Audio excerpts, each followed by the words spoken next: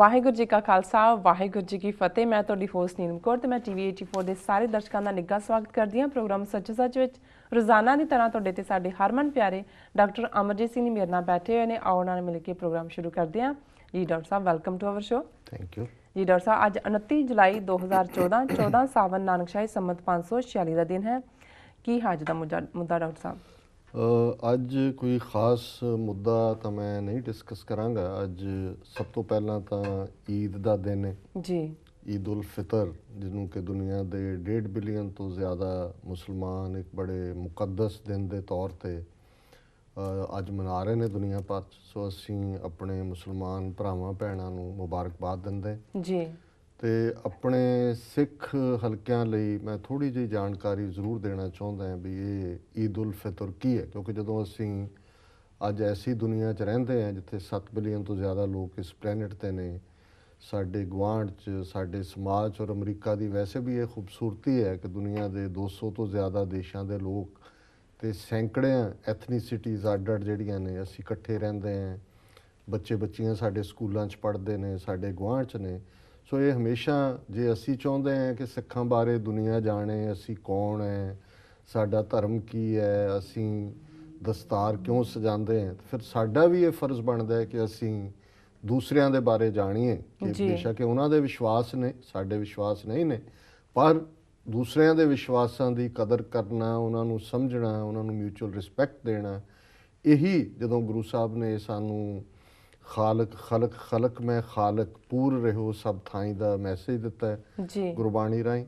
ਔਰ 10ਵੇਂ ਪਾਤਸ਼ਾਹ ਨੇ ਮਾਨਸ ਕੀ ਜਾਤ ਸਭ ਹੈ ਇੱਕ ਹੈ ਪਹਿਚਾਨ ਬੋ, ਕਿ ਸਾਰੀ ਮਨੁੱਖ ਜਾਤੀ ਨੂੰ ਇੱਕ ਸਮਝੋ। ਤਾਂ ਇਸ ਦਾ ਮਤਲਬ ਹੀ ਇਹ ਸੀ ਕਿ ਇਹ ਅੱਡ ਅੱਡ ਜ਼ਬਾਨਾਂ ਹੋਣਗੀਆਂ, ਕੀਤੀਆਂ ਖਾਣੀ ਕੀਤੀਆ ਬਾਣੀ, ਕੀਤੇ ਪਾਤ ਨਰਿੰਦ, ਕੀਤੀਆ ਸੁਰਤੀ ਸੇਵਕ ਕੀਤੇ ਨਾਨਕ ਅੰਤ ਨਾਂਤ, ਹੁਣ ਗਣਤ ਨਾਂਤ। ਕਿ ਵੀ ਹੁਣ ਕਿੰਨੀਆਂ ਫਾਰਮਸ ਆਫ ਲਾਈਫ ਨੇ, ਕਿੰਨੀਆਂ ਬਾਣੀਆਂ ਲੈਂਗੁਏਜਸ ਨੂੰ ਕਹਿੰਦੇ ਨੇ ਜੀ। ਸੋ ਇਸਲਾਮ ਦੇ ਜਿਹੜਾ ਕਿ ਲਗਭਗ 1450 ਸਾਲ ਪੁਰਾਣਾ ਮਜ਼ਹਬ ਹੈ, ਉਸ ਦੇ ਵਿੱਚ 2 ਈਦਾਂ ਜਿਹੜੀਆਂ ਨੇ ਉਹ ਖ਼ਾਸ ਤੌਰ 'ਤੇ ਸੈਲੀਬ੍ਰੇਟ ਹੁੰਦੀਆਂ। ਜਿਹੜਾ ਮਾਹੌਲ ਸੈਲੀਬ੍ਰੇਸ਼ਨ ਦਾ ਹੁੰਦਾ, ਇੱਕ ਨੂੰ ਅਸੀਂ ਆਮ ਜ਼ਬਾਨ ਦੇ ਵਿੱਚ ਬਕਰੀਦ ਕਹਿੰਦੇ ਹਾਂ, ਉਸ ਨੂੰ ਕੁਰਬਾਨੀ ਦੀ ਈਦ ਵੀ ਕਹਿੰਦੇ ਨੇ, ਜਦੋਂ ਕਿ ਬੱਕਰਾ ਜਾਂ ਊਂਠ ਜਾਂ ਕੋਈ ਵੀ ਹੋਰ ਐਨੀਮਲ ਦੀ ਉਹ ਜਿਹੜੇ ਨੇ ਉਹ ਦਿੰਦੇ ਨੇ ਕੁਰਬਾਨੀ ਜੀ। ਉਸ ਬਾਰੇ ਤਾਂ ਮੈਂ ਅਜੇ ਜ਼ਿਕਰ ਨਹੀਂ ਕਰਾਂਗਾ ਜਦੋਂ ਕੋਈ ਉਹ ਦਿਨ ਆਇਆ। ਲੇਕਿਨ ਅੱਜ ਜਿਹੜਾ ਦਿਨ ਹੈ ਉਹ ਈਦ ਉਲ ਫਿਤਰ ਦਾ ਹੈ, ਈਦ ਉਲ ਫਿਤਰ। ਔਰ ਇਸ ਦਾ ਪਿਛੋਕੜ ਇਹ ਹੈ ਕਿ ਹਜ਼ਰਤ ਮੁਹੰਮਦ ਸਾਹਿਬ, ਜਿਨ੍ਹਾਂ ਨੂੰ ਜਿਹੜੇ ਕਿ ਸ਼ੁਰੂ ਤੋਂ ਹੀ ਆਪਣੇ ਬਚਪਨ ਤੋਂ ਬੰਦਗੀ ਦੇ ਵੱਲ ਸਨ, ਔਰ ਉਸ ਵੇਲੇ ਜਿੱਥੇ ਮੱਕੇ ਦੇ ਵਿੱਚ ਉਹਨਾਂ ਨੇ ਨਿਵਾਸ ਕੀਤਾ, ਉਹਨਾਂ ਦਾ ਜਨਮ ਹੋਇਆ, ਉੱਥੇ ਵੀ ਇਸ ਕਿਸਮ ਦੀ ਹੀ ਬੁੱਤ ਪ੍ਰਸਤੀ ਸੀ ਪਹਿਲਾਂ, ਜਿਨ੍ਹਾਂ ਨੂੰ ਅਸੀਂ ਪੇਗਨ ਰਿਲੀਜਨ ਕਹਿੰਦੇ ਹਾਂ। ਜਿਵੇਂ ਕਿ ਭਾਰਤ ਦੇ ਵਿੱਚ ਉਦੋਂ ਵੀ ਸੀ, ਅੱਜ ਵੀ ਹੈ, ਕਾਫੀ ਵੱਡੀ ਅਲੱਗ-ਅਲੱਗ ਬੁੱਤਾਂ ਦੀ ਪੂਜਾ ਜੀ। ਸੋ ਜਿਹੜਾ ਇਸਲਾਮ ਨੂੰ ਮੰਨਣ ਵਾਲਿਆਂ ਦਾ ਵਿਸ਼ਵਾਸ ਹੈ ਕਿ ਜਦੋਂ ਉਹ ਰੱਬ ਦੀ ਬੰਦਗੀ ਦੇ ਵਿੱਚ, ਜਿਸ ਦੇ ਲਈ ਸ਼ਬਦ ਅੱਲਾਹ ਇਸਤੇਮਾਲ ਹੋਇਆ ਕੁਰਾਨ ਦੇ ਵਿੱਚ, ਉਸ ਦੇ ਵਿੱਚ ਉਹ ਜੁੜਦੇ ਸਨ ਅਤੇ ਉਹ ਕਿਤੇ ਇਕਾਂਤ ਦੇ ਵਿੱਚ ਜਾ ਕੇ ਕਿਸੇ ਪਹਾੜੀ ਦੇ ਉੱਤੇ, ਜੇ ਮੈਂ ਗਲਤ ਨਾ ਹੋਵਾਂ ਕਿ ਵੀ ਉਸ ਪਹਾੜੀ ਦੀ ਕੁੰਦਰਾ ਦੇ ਵਿੱਚ ਉਹ ਜੁੜੇ ਰਹਿੰਦੇ ਸਨ। ਸੋ ਇਹ ਜਿਹੜੇ ਇਸਲਾਮ ਦਾ ਜਿਹੜਾ ਕੈਲੰਡਰ ਹੈ, ਉਸ ਕੈਲੰਡਰ ਦੀ ਸ਼ੁਰੂਆਤ ਹਿਜਰਤ ਤੋਂ ਹੁੰਦੀ ਹੈ, ਕਿਉਂਕਿ ਮੁਹੰਮਦ ਸਾਹਿਬ ਨੂੰ ਇਲਹਾਮ ਹੁੰਦਾ ਹੈ ਔਰ ਫਿਰ ਦੂਜਿਆਂ ਦਾ ਵਿਰੋਧ ਹੁੰਦਾ ਹੈ ਅਤੇ ਉਹ ਮੱਕਾ ਛੱਡ ਕੇ ਮਦੀਨੇ ਜਾਂਦੇ ਨੇ ਆਪਣੇ 40 ਦੇ ਕਰੀਬ ਸਾਥੀਆਂ ਦੇ ਨਾਲ।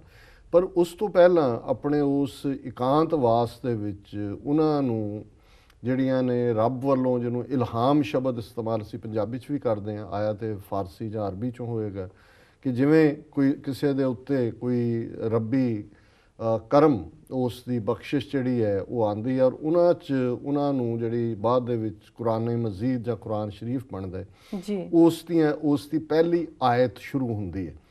ਔਰ ਕਿਉਂਕਿ ਹਜ਼ਰਤ ਸਾਹਿਬ ਕੋਈ ਦੁਨਿਆਵੀ ਤੌਰ 'ਤੇ ਜਿਹਨੂੰ ਅਸੀਂ ਐਜੂਕੇਸ਼ਨ ਕਹਿੰਦੇ ਹਾਂ, ਉਹ ਉਹਨਾਂ ਦੇ ਕੋਲ ਨਹੀਂ ਸੀ, ਪਰ ਜਿਨ੍ਹਾਂ ਨੂੰ ਫਿਰ ਰੱਬ ਦੀ ਜਿਹਦੇ 'ਤੇ ਮਿਹਰ ਹੁੰਦੀ ਹੈ ਉਸ ਦੁਨੀਆ ਦੇ ਵਿੱਚ, ਉਸ ਨੂੰ ਗੁਰੂ ਸਾਹਿਬ ਨੇ ਵੀ ਕਿਹਾ ਵੀ ਪੜ੍ਹਿਆ ਅਨਪੜ੍ਹਿਆ ਪਰਮਗਤ ਪਾਵੇ।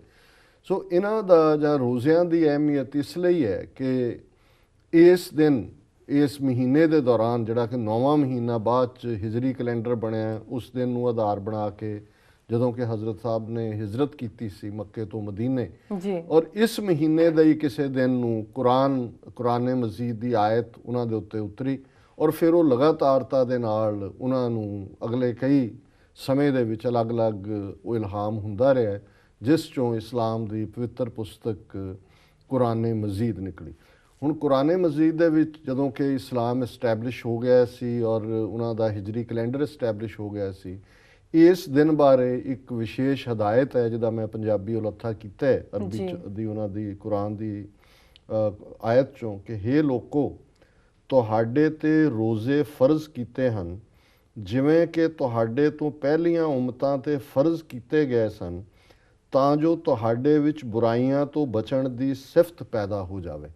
ਸੋ ਜਿਹੜਾ ਰੋਜ਼ੇ ਰੱਖਣਾ ਇਸ 9ਵੇਂ ਮਹੀਨੇ 'ਚ ਇਹ ਫਰਜ਼ ਹੈ, ਮਤਲਬ ਹੈ ਮਸਟ, ਮੈਂਡੇਟਰੀ, ਇਹਦੇ 'ਚ ਚੋਇਸ ਨਹੀਂ ਹੈ। ਹਾਲਾਂਕਿ ਜਿਹੜਾ ਕੋਈ ਬਿਮਾਰ ਹੈ ਜਾਂ ਸਫ਼ਰ ਦੇ ਵਿੱਚ ਹੈ ਜਾਂ ਕੋਈ ਬਜ਼ੁਰਗ ਔਰਤ ਹੈ ਜੇ ਉਹ ਨਹੀਂ ਰੱਖ ਸਕਦਾ, ਉਹਦੀ ਐਕਸੈਪਸ਼ਨ ਹੈ ਜਾਂ ਉਹਦੇ 'ਚ ਉਹਨਾਂ ਨੂੰ ਰਿਆਇਤ ਹੈ, ਪਰ ਹਰ ਮੂਮਨ ਦੇ ਉੱਤੇ ਬੇਸ਼ੱਕ ਉਹ ਮਰਦ ਹੈ ਜਾਂ ਔਰਤ ਹੈ ਇਹ ਰੋਜ਼ੇ ਫਰਜ਼ ਕੀਤੇ ਗਏ ਨੇ ਜਾਂ ਮਸਟ ਕੀਤੇ ਗਏ ਨੇ। ਔਰ ਇਹਦੇ 'ਚ ਸੂਰਜ ਚੜ੍ਹਨ ਤੋਂ ਪਹਿਲਾਂ ਔਰ ਸੂਰਜ ਡੁੱਬਣ ਤੋਂ ਬਾਅਦ ਇਹ ਸਾਰੇ ਦਿਨ ਜਿਹੜੇ ਨੇ, ਪਹਿਲੇ ਦਿਨ ਜਿੰਨੇ ਵੀ ਰੋਜ਼ੇ ਹੁੰਦੇ ਨੇ ਉਹ ਉਹਨਾਂ ਨੂੰ ਪਾਣੀ ਤੱਕ ਵੀ ਉਹ ਨਹੀਂ ਪੀਂਦੇ, ਉਸ ਨੂੰ ਰੋਜ਼ੇ ਰੱਖਣਾ ਸੀ ਵਰਤ ਕਹਿੰਦੇ ਆ। ਪਰ ਮਕਸਦ ਇਹ ਸੀ ਕਿ ਵੀ ਘੱਟੋ ਘੱਟ ਸਾਲ 'ਚ ਇੱਕ ਮਹੀਨਾ ਐਸਾ ਜਿਹਦੇ ਕਿ ਹਰ ਮੁਸਲਮਾਨ ਰੱਬ ਦੀ ਇਬਾਦਤ ਜੁੜੇ, ਖਾਣ ਪੀਣ ਦਾ ਉਹਨੂੰ ਫਿਕਰ ਨਾ ਹੋਏ, ਉਹ ਆਪਣੀਆਂ ਨਮਾਜ਼ਾਂ ਤਾਂ 5 ਪੜ੍ਹਦੇ ਹੀ ਨੇ, ਉਸ ਦੇ ਨਾਲ ਜਦੋਂ ਸ਼ਾਮ ਨੂੰ ਉਹ ਖੋਲ੍ਹਦੇ ਨੇ, ਜਿਹਨੂੰ ਇਫਤਾਰ ਕਿਹਾ ਜਾਂਦਾ ਹੈ, ਜਦੋਂ ਉਸ ਰੋਜ਼ੇ ਨੂੰ ਖੋਲ੍ਹਦੇ ਨੇ ਤੇ ਸ਼ਾਮ ਨੂੰ ਇੱਕ ਖਾਸ ਜਿਹੜੀ ਨਮਾਜ਼ ਵੀ ਪੜ੍ਹੀ ਜਾਂਦੀ ਹੈ ਉਹਨੂੰ ਤਰਾਵੀ ਕਹਿੰਦੇ ਨੇ। ਸੋ ਇਹ ਜਦੋਂ ਰੋਜ਼ੇ ਮੁੱਕਦੇ ਨੇ ਤੇ ਜਿਹੜਾ ਅਖੀਰਲਾ ਰੋਜ਼ਾ ਹੈ ਉਸ ਦੀ ਰਾਤ ਜਦੋਂ ਕਿ ਚੰਦਰਮਾ ਨਜ਼ਰ ਆਉਂਦਾ ਹੈ ਉਹ ਰਾਤ ਫਿਰ ਅਸਲ ਦੇ ਵਿੱਚ ਈਦ ਉਲ ਫਿਤਰ ਦੀ ਰਾਤ ਹੁੰਦੀ ਹੈ।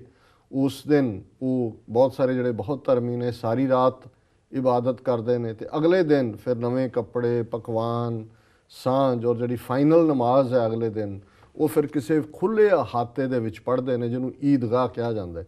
ਤੁਸੀਂ ਭਾਰਤ ਦੇ ਵੀ ਸਾਰੇ ਸ਼ਹਿਰਾਂ 'ਚ ਦੇਖੋਗੇ ਵੀ ਇੱਕ ਤਾਂ ਮਸੀਤਾਂ ਹੁੰਦੀਆਂ ਨੇ ਜਿਹੜੀਆਂ ਮੁਹੱਲਿਆਂ 'ਚ ਵੀ ਹੁੰਦੀਆਂ ਨੇ ਜਿੱਥੇ ਉਹ 5 ਵਕਤ ਨਮਾਜ਼ ਲਈ ਆਉਂਦੇ ਨੇ, ਪਰ ਹਰ ਸ਼ਹਿਰ ਦੇ ਵਿੱਚ ਇੱਕ ਖੁੱਲ੍ਹੀ ਈਦਗਾਹ ਵੀ ਹੁੰਦੀ ਹੈ ਜਿਸ ਈਦਗਾਹ ਦੇ ਵਿੱਚ ਉਹ ਨਮਾਜ਼ ਪੜ੍ਹਦੇ ਨੇ ਔਰ ਸਾਰੇ ਇਕੱਠੇ ਹੁੰਦੇ ਨੇ। ਸੋ ਇਹ ਵੀ ਇੱਕ ਜਮਾਤ ਦਾ ਕਨਸੈਪਟ ਹੈ ਕਿ ਵੀ ਸਾਰੇ ਇਕੱਠੇ ਹੋ ਕੇ ਰੱਬ ਦੀ ਬੰਦਗੀ ਜਾਂ ਉਸ ਨਮਾਜ਼ ਰਾਹੀਂ ਜੁੜਦੇ ਨੇ ਔਰ ਹਰ ਸ਼ਹਿਰ ਦੇ ਵਿੱਚ ਈਦਗਾਹ ਇਸ ਗੱਲ ਦਾ ਸਬੂਤ ਵੀ ਹੁੰਦੀ ਹੈ ਕਿ ਇੱਥੇ ਕਿੰਨੀ ਵੱਡੀ ਸਟਰੈਂਥ ਦੇ ਵਿੱਚ ਮੁਸਲਮਾਨ ਭਾਈਚਾਰਾ ਰਹਿੰਦਾ ਜੀ। ਔਰ ਇੱਕ ਪਾਰਟ ਜਿਹੜਾ ਇਸ ਨਾਲ ਜੁੜਿਆ ਹੋਇਆ ਹੋਰ ਵੀ ਕਾਫੀ ਅਹਿਮ ਹੈ ਕਿ ਇਸ ਗੱਲ ਦਾ ਵੀ ਇਸਲਾਮ ਦੇ ਵਿੱਚ ਖਿਆਲ ਰੱਖਿਆ ਗਿਆ। ਹੁਣ ਇੱਕ ਇਹਦਾ ਟਰਮ ਹੁੰਦੀ ਉਹਨੂੰ ਸਦਕਾਏ ਸਦਕਾਏ ਫਿਤਰ ਕਹਿੰਦੇ ਨੇ। ਹੁਣ ਸਦਕਾਏ ਫਿਤਰ ਇਹ ਹੈ ਕਿ ਫਾਈਨਲ ਨਮਾਜ਼ ਲਈ ਪੜ੍ਹਨ ਜਾਣ ਤੋਂ ਪਹਿਲਾਂ ਕੁਛ ਦਾਨ ਦੇਣਾ ਮਸਟ ਹੈ ਤਾਂ ਕਿ ਉਹਨਾਂ ਨੂੰ ਜਿਨ੍ਹਾਂ ਦੇ ਕੋਲ ਪੈਸੇ ਨਹੀਂ ਨੇ, ਜਿਹੜੇ ਕੱਪੜੇ ਅਫੋਰਡ ਨਹੀਂ ਕਰ ਸਕਦੇ, ਜਿਨ੍ਹਾਂ ਦੇ ਕੋਲ ਜਿਹੜਾ ਕੋਈ ਚੰਗੇ ਖਾਣੇ ਬਣਾਉਣ ਦਾ ਜਾਂ ਖਾਣ ਦਾ ਨਹੀਂ ਹੈ, ਉਹ ਉਸ ਧਨ ਦੇ ਨਾਲ ਜਿਹੜਾ ਕਿ ਸਦਕਾਏ ਫਿਤਰ ਹੈ ਉਹ ਵੀ ਈਦ ਦੀਆਂ ਖੁਸ਼ੀਆਂ ਮਨਾ ਸਕਣ।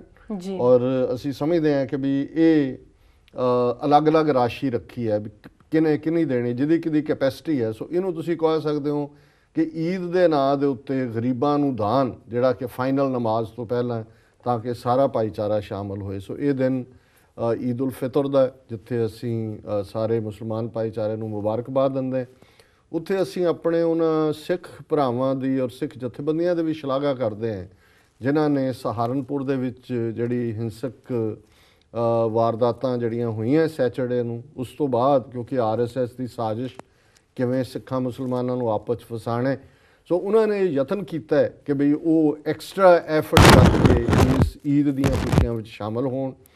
ਦਲ ਖਾਲਸਾ ਦੇ ਪ੍ਰਮੁੱਖ ਆਗੂ ਅੰਮ੍ਰਿਤਸਰ ਦੀ ਮੁੱਖ ਮਸਜਿਦ ਦੇ ਵਿੱਚ ਗਏ ਔਰ ਉਹਦੇ 'ਚ ਉਹਨਾਂ ਨੇ ਉਹਨਾਂ ਨੂੰ ਤੋਹਫੇ, ਗਿਫਟ ਔਰ ਉਸ ਦੇ ਨਾਲ ਮੁਬਾਰਕਬਾਦ ਦਿੱਤੀ।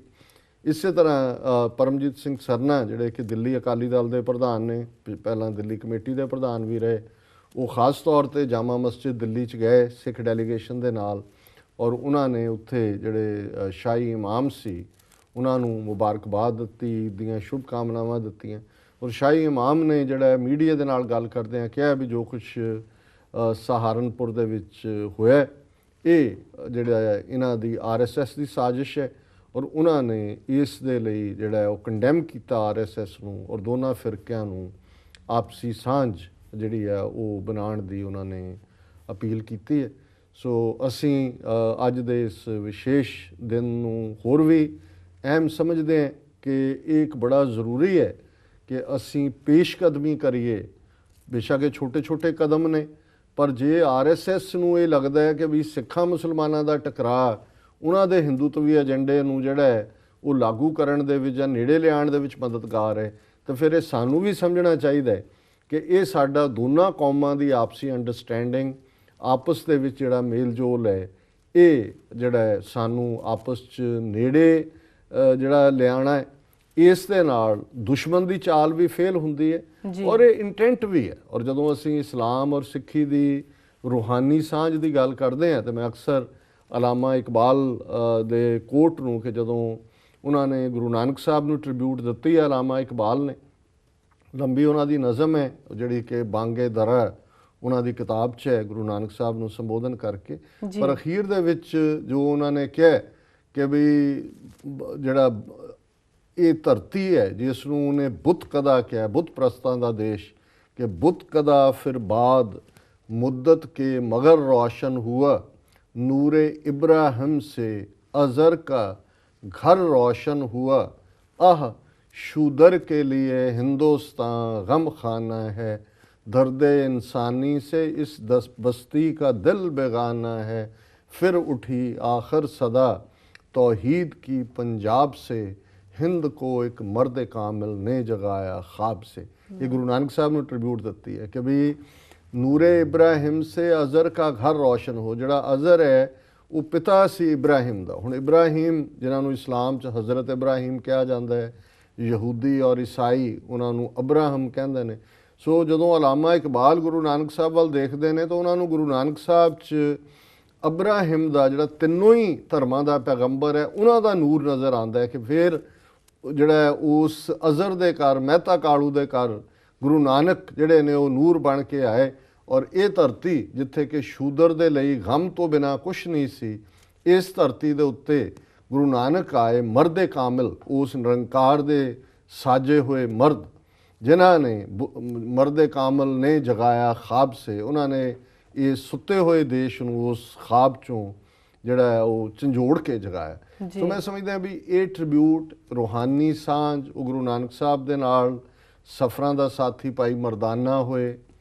ਗੁਰੂ ਅਰਜਨ ਸਾਹਿਬ ਨੇ ਸਾਈਂ ਮੀਆਂ ਮੀਰ ਸੂਫੀ ਫਕੀਰ ਨੂੰ ਲਾਹੌਰ ਤੋਂ ਸੱਦਿਆ ਹਰਮੰਦਰ ਸਾਹਿਬ ਦਾ ਨੀਂਹ ਪੱਥਰ ਰੱਖਣ ਦੇ ਲਈ। ਔਰ ਫਿਰ ਸਾਡੇ ਇਤਿਹਾਸ ਦੇ ਨਬੀ ਖਾਨ, ਗਨੀ ਖਾਨ ਹੋਣ, ਪੀਰ ਬੁੱਧੂ ਸ਼ਾਹ ਹੋਏ ਜਿਹਨੇ ਆਪਣੇ 3 ਬੇਟੇ ਔਰ 500 ਤੋਂ ਦੇ ਕਰੀਬ ਮੁਰੀਦ ਜਿਹੜੇ ਨੇ ਉਹ ਸ਼ਹੀਦ ਕਰਵਾਏ ਪਹਿਲੀ ਜੰਗ ਦੇ ਵਿੱਚ, ਭੰਗਾਣੀ ਦੇ ਜੰਗ ਦੇ ਵਿੱਚ। ਔਰ ਅੱਜ ਤੱਕ ਵੀ ਇਹ ਜਿਹੜਾ ਇਹ ਠੀਕ ਹੈ ਕਿ ਵਿਚਕਾਏ ਖਾਸ ਤੌਰ 'ਤੇ 1947 ਦਾ ਪਾਗਲਪਨ ਦਾ ਦੌਰ ਜਿਹੜਾ ਕਿ ਵੱਡੀ ਦੂਸਰੀ ਸਾਜ਼ਿਸ਼ ਹੈ, ਜਿਹੜਾ ਇੱਕ ਵੱਖਰਾ ਵਿਸ਼ਾ ਹੈ, ਉਸ 'ਚ ਅਸੀਂ ਫਸ ਗਏ, ਦੋਨੋਂ ਹੀ ਕੌਮਾਂ ਫਸੀਆਂ। ਔਰ ਉਹੀ ਖੇਡ ਜਿਹੜੀ ਹੈ ਆਰਐਸਐਸ ਹੁਣ ਦੁਬਾਰਾ ਖੇਡ ਰਹੀ ਹੈ। ਇਹ ਸਾਡੀ ਮੈਂ ਸਮਝਦਾ ਕਿ ਬੁੱਝੜਪੁਣਾ ਹੋਏਗਾ ਕਿ ਜੇ ਅਸੀਂ ਇਸ ਗੇਮ ਨੂੰ ਨਾ ਦੇਖੀਏ, ਇਹਨਾਂ ਦੇ ਜਾਲ ਦੇ ਵਿੱਚ ਫਸੀਏ, ਖਾਮਖਾਹ ਦੀ ਨਫ਼ਰਤ ਲਈ। ਔਰ ਮੈਨੂੰ ਪਤਾ ਲੱਗਿਆ ਅੱਜ ਹੀ ਬੜੇ ਅੰਦਰੂਨੀ ਸਰੋਤਾਂ ਤੋਂ, ਸਹਾਰਨਪੁਰ ਤੋਂ, ਕਿ ਈਵਨ ਇਹ ਦਿੱਲੀ ਅਕਾਲੀ ਦਲ ਜਿਹੜੇ ਜਮੂਰੇ ਬਾਦਲ ਦਲ ਦੇ ਨੇ, ਬਾਦਲ ਤਾਂ ਆਰਐਸਐਸ ਦਾ ਜਮੂਰਾ ਹੈ ਹੀ ਹੈ, ਮਨਜੀਤ ਸਿੰਘ ਜੀਕੇ ਔਰ ਮਨਜਿੰਦਰ ਸਿੰਘ ਸਰਨਾ, ਇਹ ਸਹਾਰਨਪੁਰ ਗਏ ਲੋਕਲ ਲੀਡਰਾਂ ਨਾਲ। ਅੰਦਰ ਇਹਨਾਂ ਨੇ ਬੰਦ ਕਮਰਾ ਜਿਹੜੀ ਹੈ ਸਿੱਖ ਲੀਡਰਾਂ ਦੇ ਨਾਲ ਗੱਲਬਾਤ ਕਰਕੇ ਉਹਨਾਂ ਨੂੰ ਭੜਕਾਉਣ ਦਾ ਯਤਨ ਕੀਤਾ ਹੈ ਕਿ ਜੀ ਇਹ ਕਾਂਗਰਸ ਦਾ ਕੰਮ ਹੈ, ਇਹ ਦੂਜਾ ਹੈ, ਆਰਐਸਐਸ। ਕਿਉਂਕਿ ਪਹਿਲਾਂ ਉਹ ਕਹਿ ਚੁੱਕੇ ਨੇ ਕਿ ਵੀ ਇਹ ਲੋਕਲ ਸਾਡੇ ਮੁਸਲਮਾਨਾਂ ਦੀ ਕੋਈ ਪਾਰਟਿਸਪੇਸ਼ਨ ਨਹੀਂ ਹੈ, ਇਹ ਬਾਹਰੋਂ ਲੋਕ ਲਿਆਂਦੇ ਗਏ।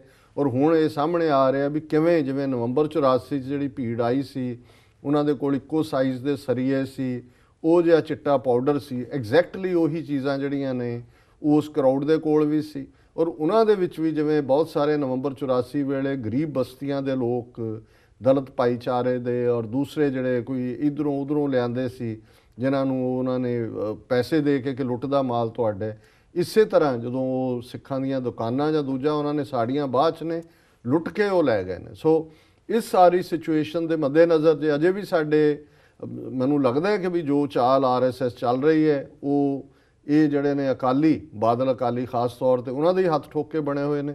ਸੋ ਜਿੱਥੇ ਸਾਨੂੰ ਆਰਐਸਐਸ ਵਾਲਿਆਂ ਤੋਂ ਸਿੱਧੇ ਤੌਰ ਤੇ ਖਬਰਦਾਰ ਹੋਣ ਦੀ ਲੋੜ ਹੈ, ਉੱਥੇ ਇਹਨਾਂ ਤੋਂ ਵੀ ਬਰਾਬਰ ਖਬਰਦਾਰ ਹੋਣ ਦੀ ਲੋੜ ਹੈ, ਕਿਉਂਕਿ ਇਹੋ ਜਿਹੀ ਸ਼ਕਲਾਂ ਸੂਰਤਾਂ ਵਾਲਿਆਂ ਨੂੰ ਹੀ ਉਹਨਾਂ ਨੇ ਅੱਗੇ ਕਰਨਾ ਹੈ। ਕਿਉਂਕਿ ਆਰਐਸਐਸ ਜਾਂ ਬਜਰੰਗ ਦਲ ਜਾਂ ਦੂਜਿਆਂ ਨੇ ਆਪਣੇ 'ਚ ਵੀ ਉੱਦਾਂ ਦੇ ਲੋਕ ਖੜੇ ਕਰ ਲਏ ਨੇ, ਨੀਲੇ ਕੱਪੜੇ ਉਹਨਾਂ ਨੂੰ ਪਵਾ ਦਿੱਤੇ ਨੇ, ਉਹਨਾਂ ਦੇ ਕੇਸ ਦਾੜੇ ਰਖਾਏ ਹੋਏ ਨੇ।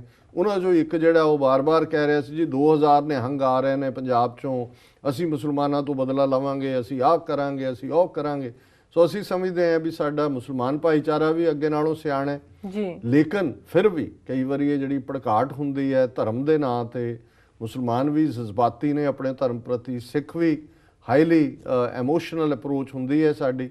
ਸੋ ਉਸ ਐਮੋਸ਼ਨ ਨੂੰ ਹੀ ਸਾਡਾ ਦੁਸ਼ਮਣ ਐਕਸਪਲੋਇਟ ਕਰਨਾ ਚਾਹੁੰਦਾ ਹੈ।